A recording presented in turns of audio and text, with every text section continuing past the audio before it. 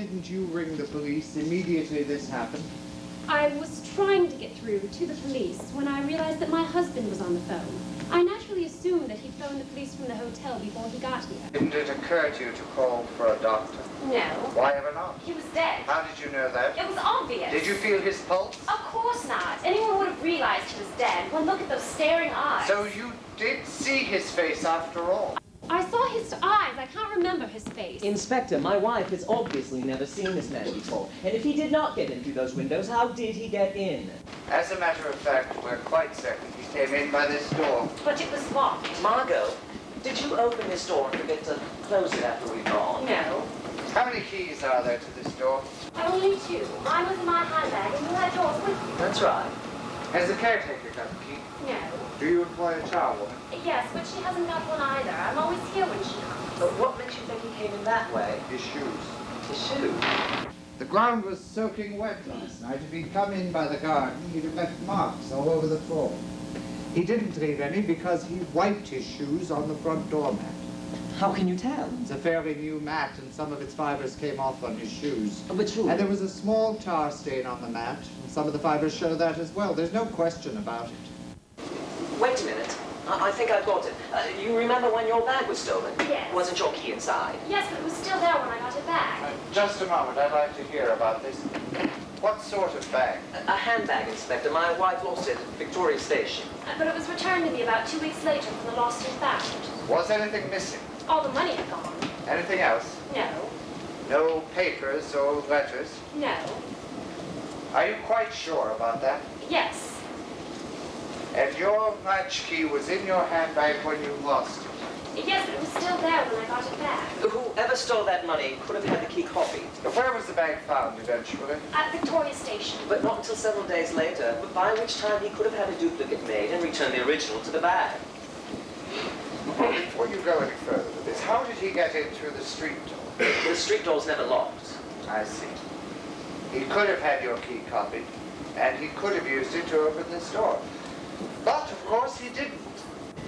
Why not? Because if he had, the key would still have been on him when he died. But no key was found when we went through his pockets. I see. Well, we seem to be back where we started. Not quite. You said you saw this man at Waterloo Station. Yes, Are you sure it wasn't Victoria? may have been. When did you lose your handbag? Wasn't it that weekend we went to Peggy's? Yes, it was. I remember now, it was Victoria. It was in the restaurant when I saw him. And was that where you left your handbag? Yes, it was. You were with me, of course. Don't you remember I said something about there's someone I was at college with? I don't remember. It looks as if he may have had something to do with that handbag after all. The next thing is to get all this down on paper. I'd like you both to make an official statement before the inquest. My office is only a few minutes from here. Perhaps you can come now. Excuse me. Hello, Tony. I'm Margot. Max, this is Inspector Hubbard. This is Mr. Halliday, Max. Inspector, he was with me last night. How do you do, Inspector? Mr. Halliday, as you were with Mr. Wenders last night, you may be able to help us here. Did you notice what time it was when he went to the phone? Yes, it was about 20 to 11. Now, how did you come to notice that? Well, when Wenders got up from the table, I thought for a moment we might be leaving, so I checked my watch. Thank you, sir.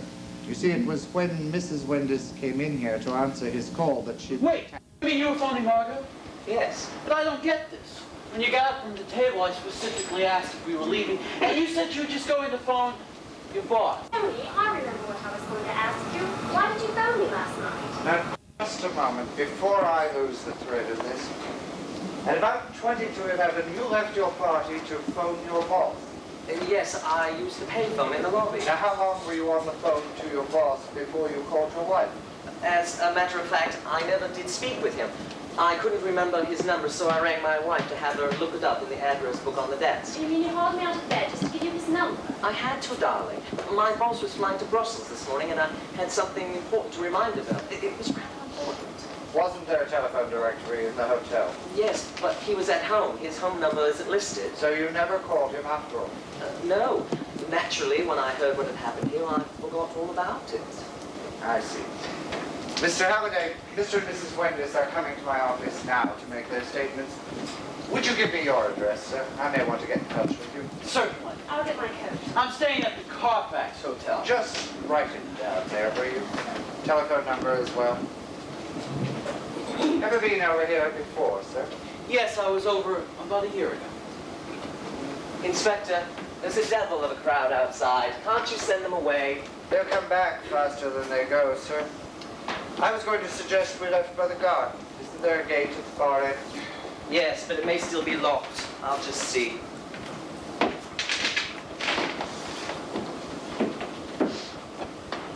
How much does he know about you and Mrs. Wenders?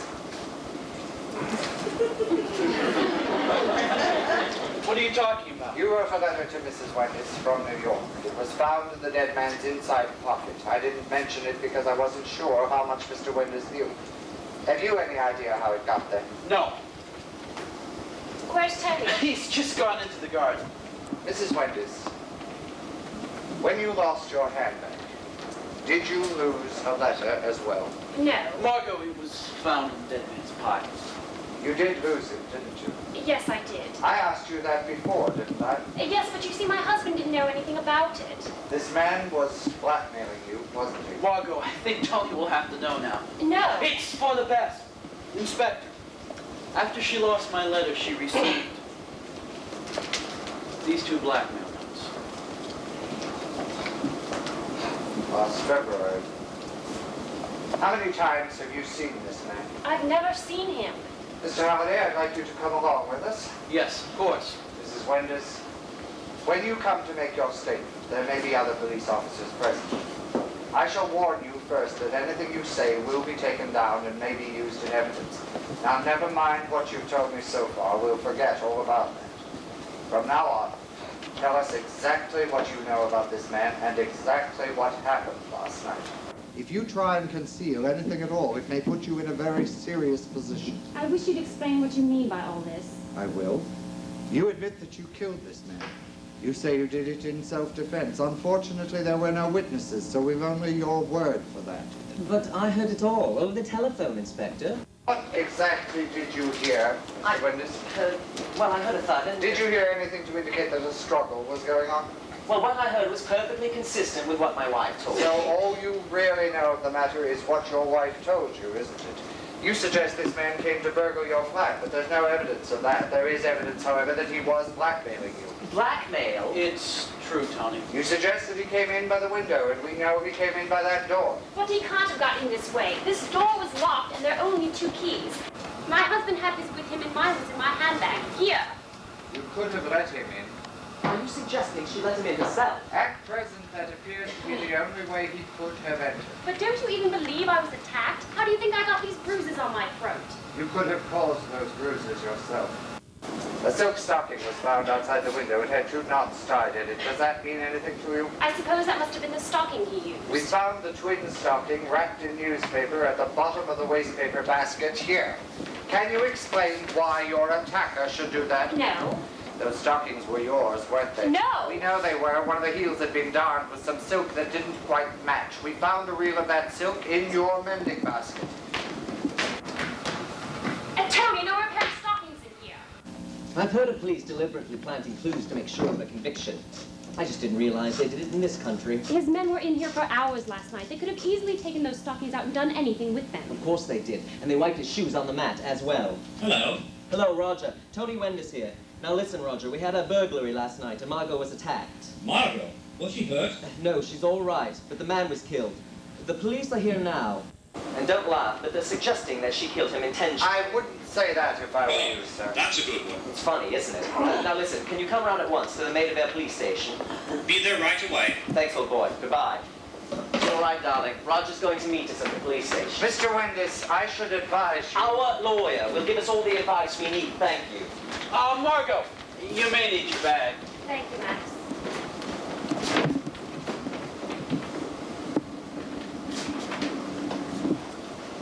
You are coming, sir. But of course, Inspector. I see. Yes. I just wondered.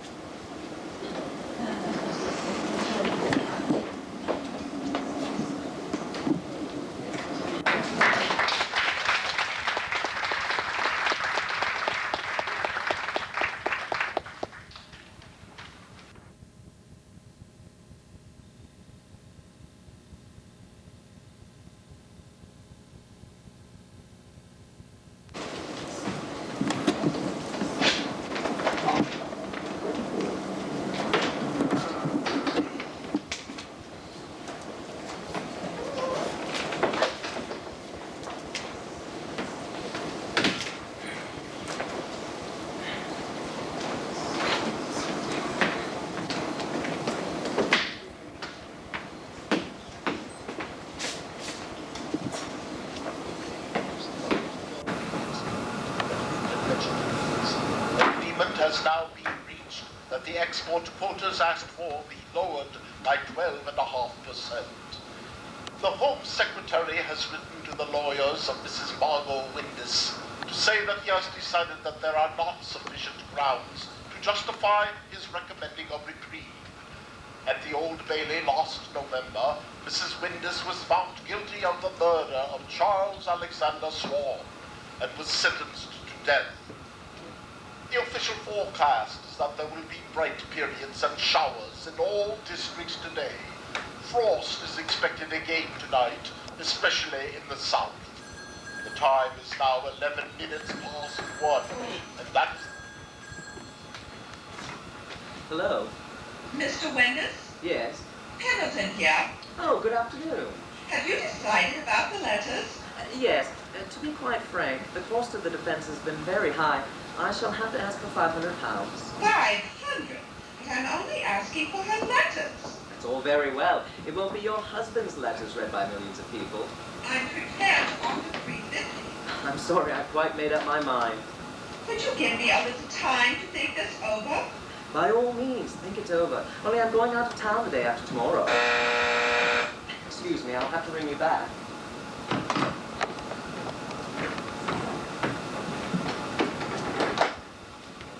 Hello, Tony. Hello, Max. May I come in? Of course. You're quite a stranger.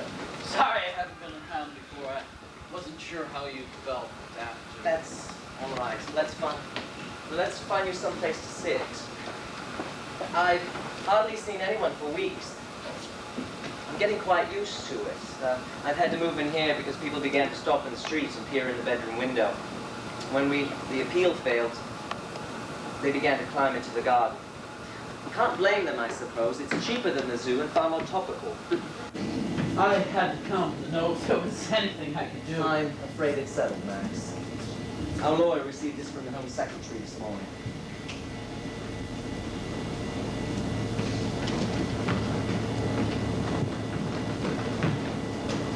You mustn't give up hope. It's not over yet. I'm afraid it is. We've done all we can. I went to the prison this morning to say goodbye. She wouldn't see me.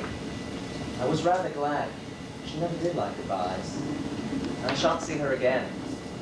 Tony, am I right in thinking you'd do anything to save Margot? Of course. Even if it meant going to prison for some years? I'd do absolutely anything. I'm sure you can. That is, if you tell exactly the right story. The right story? Listen, I've been working this out for weeks, just in case it came to this. It may be Marcus on the chance. Let's have it. You'll have to tell the police that you hired Swan to murder your wife. But what are you talking about? Trust me, I've been writing this kind of stuff for years.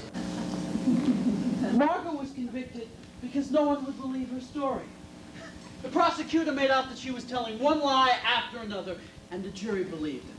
But what did his case really amount to? Only 3 things. My letter, her stocking, and the idea that because no key was found on Swan, she must have let him in herself. Well, Swan is dead. You can tell any story you like. You can say you did know him, that you had met him, and worked the whole thing out. Not for the blackmail. Swan was suspected of blackmail for just 2 reasons. My letter was found in his pocket after he was dead. And because you said you saw him that day at Victoria Station. Well, You can say you didn't see him at Victoria Station.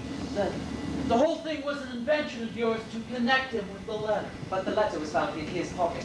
Because you put it there.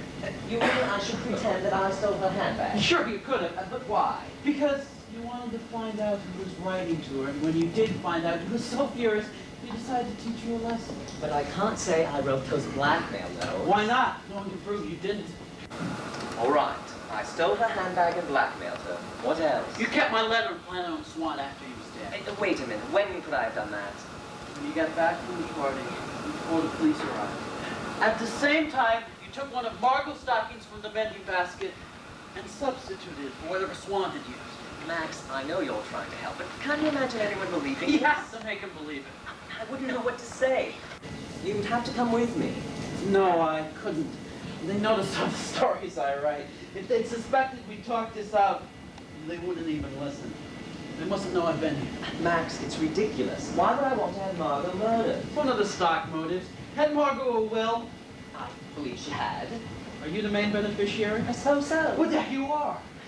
But thousands of husbands and wives leave money to each other without murdering each other. The police would never believe it. They take it exactly for what it is. A husband desperately trying to save his wife. Face it, it's worth a chance, isn't it? They can't hang you for planning a murder that never came off. What's the worst you could get? A few years in prison? Thanks very much. And you would have saved her life. Is that too big a price? That's all very fine, coming from you, Max. Her life might not be in danger if it hadn't been for you. It was because of your association with her that she lost the sympathy of the jury. Don't get me wrong, Max. I thought for a moment there was a chance of this coming off. Of course I'd do it, but it's going to be convincing. How could I have persuaded Swan to do a thing like this? You have to say you offered him money. What money? I haven't got any. You would have had Margot's money. But that would take months for me to get my hands on. And people don't commit murder on credit. No, you have to think of something better. All right, we will. I know there's an answer there somewhere. How long do we have? It's tomorrow morning.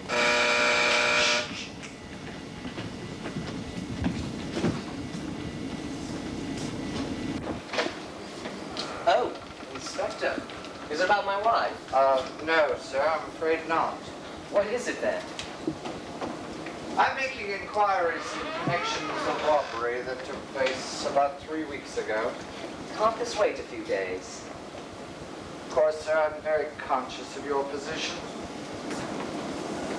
If I may, I would like to say how deeply sorry I am that things... Yes, Inspector. All right. How can I help? The cashier of a factory in Ledbury Street was attacked in his office, and 2 men made off with several £100s, mostly in pound notes. What's this got to do with me? In cases like this, all police divisions are asked to keep a lookout for anyone spending large sums of money. I see. I was wondering if you'd sold anything recently, for cash. Why? My sergeant happened to be making inquiries at Wales Garage the other day. It appears that you settled an account there recently for just over £60. Yes. I had quite a lot on me at the time, so I paid cash. Had you just drawn this money from your bank? Have you been to my bank, Inspector? As a matter of fact, I have. They wouldn't help me. Bank statements are always jealously guarded. Where'd you get it, sir? Is that any of your business? If it was stolen money, yes, sir, it is my business. Do you mind if I smoke? Go ahead. Do you really think I've been receiving stolen money? Until you tell me where you got it, I shan't know what to think, shall I? You see, if you got that money from someone you didn't know, well, that could be the very person with... Hello. Is this yours, sir? What is it? Someone's latchkey. It was lying on the floor just here. No. I've got mine. Here. No, it isn't yours. It may be mine, then. Must have dropped out of my pocket. Yes. There's a small hole here. That's the trouble with those keys. They're all alike. Oh, I'm sorry, sir. You were saying... I don't think I was. Oh, yes, about that money. I'd be grateful if you'd tell me where you got it. After all, £100 is quite a lot to carry about. You said 60 a moment ago. Did I? Yes, my sergeant decided to dig a little deeper before he put in his report. It appears that you also paid a bill for papers and another for wines and spirits. I'm sorry he went to all that trouble. If he'd come straight to me, I could have explained it all at once. I simply won a large amount at dog racing. Over £100. Yes, over £100. It has been done before, you know. I see. Why didn't you tell me this straight away, sir? Because I'm a little ashamed to be caught at dog racing when my wife is under sentence of death. I know how it is. Helps to take your mind off things. Well, that answers everything, doesn't it? I'm sorry to have had to bother you at this time. Not at all. Oh, just one other thing, sir. Have you a small brown leather case? Don't say you found it already. Why have you lost it? Yes. I was going to report it this afternoon. I think I left it in a taxi. How do you know about that case, Inspector? The wine shop mentioned that you had it with you when you paid your bill. So my sergeant checked back on your garage and your tailor. They both remembered you having it with you when you paid them. Yes, I used it instead of a briefcase. Well, these taxi men are pretty good about turning things in. I hope you'll find it all right. Mr. Halliday. Before you go, Inspector, I think Wendis has something to tell you. Has he? Where is it, Tony? What's got into you? When I was in here before, there was a case, just like the one you mentioned. Can't remember.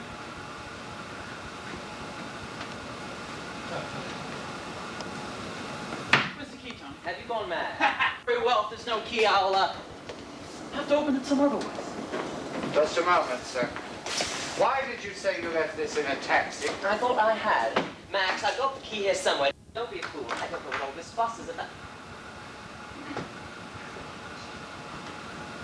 It's all right, Tony. I'll buy you a new case. Inspector? Must be over 500 pounds here. Where did you get it? I can tell you why he has it, Inspector. This money was to have been paid to a man named Swan. After he murdered Mrs. Wendis in this room. As you know, there was an accident, so it wasn't necessary to pay Swan after all. Wendis couldn't very well produce the money, though, without questions being asked. So he lived on it. He's been living off it ever since the 28th of September. Well, Mr. Wendis? Just a moment ago, you said you'd do anything to save Margot. What's made you change your mind? Before you came, Inspector, he was trying to persuade me to go to the police and tell the most fantastic story you ever heard. Apparently, I bribed Swan to murder my wife so that, correct me if I go wrong, Max, so that I could inherit all the money. And that's not all. You remember that letter of Mr. Halliday's? Well, it wasn't Swan who stole it. I did. And I wrote those blackmail notes. And I kept Halliday's letter and planted it on the body. And that stocking which was used, Inspector. Oh, yes, the stocking. Perhaps I'd better tell this. It may sound more like a confession.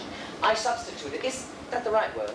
I substituted one of my wife's stockings for the other one.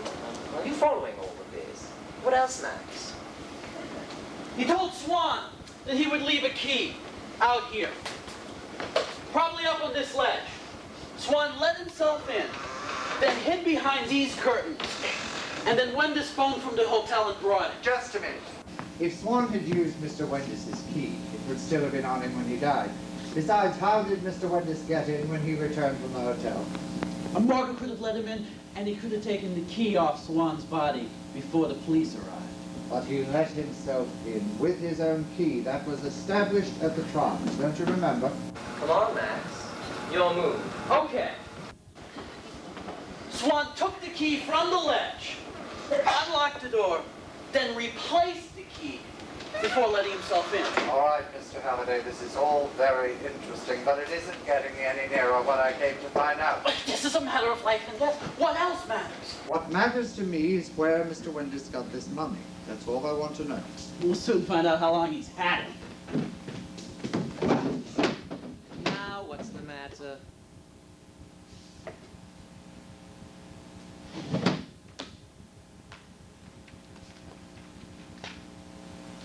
There you are, Inspector. The last check he wrote was on the 27th of September, the day before all this happened. As I said, he's been living off this money. Look, there's his bank statement. But he hasn't drawn any large sums from his bank. There's nothing over 53 pounds. Just look at these, Inspector. Nearly every week, 35 pounds, 40 pounds, 45 pounds. He could have saved the money up. Of course, I may have been planning all this for years. Where'd you get it, Tony? Are you sure you want to know? I warn you, Max. You won't like it. Come on. All right. You asked for it. After she called me back from the party that evening, I found her kneeling beside Swan's body and going through his pockets.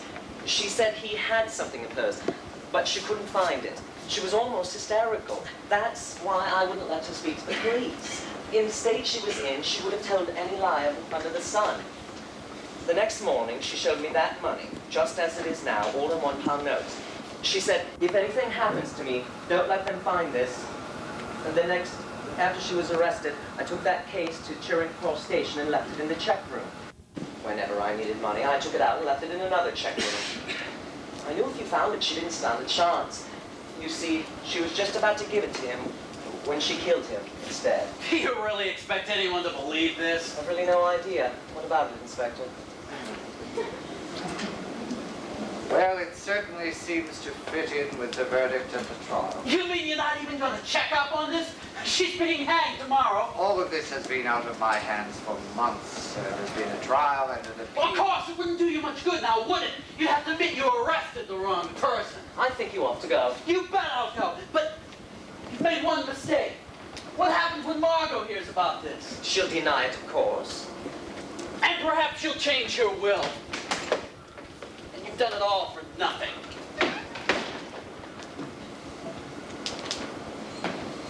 Suppose I had told that story of his, Inspector. Would anyone have believed me?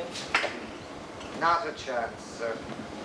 Before nearly every execution, someone comes forward like this. This must have been very distressing for you, coming as it did. Do you think I'll let him see her? I don't want her upset just now. Have a word with your lawyer, and he might be able to prevent it. And I should get all that money into the bank before someone pinches it. Thank you. I think I will. Oh, by the way, I was asked to tell you there are a few things belonging to Mrs. Wendis at the police station. What sort of things? Just some books and a handbag, I believe. They'd like you to come collect them sometime. You mean after tomorrow? Yes. Or today, if you like. Just ask the desk sergeant. He knows all about it. Well, goodbye, Mr. Windus. I don't suppose we shall meet again. Goodbye, Inspector. And thank you.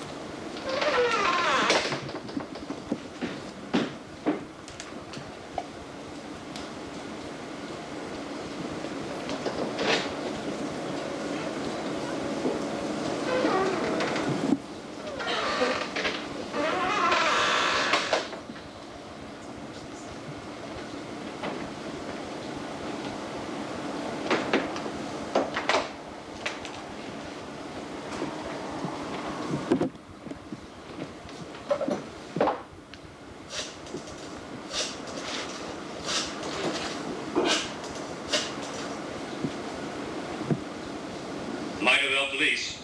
Chief Inspector here. Give me Sergeant O'Brien, quick. O'Brien. Howard. Look, I've got back in again. Start the ball rolling. Yes, sir.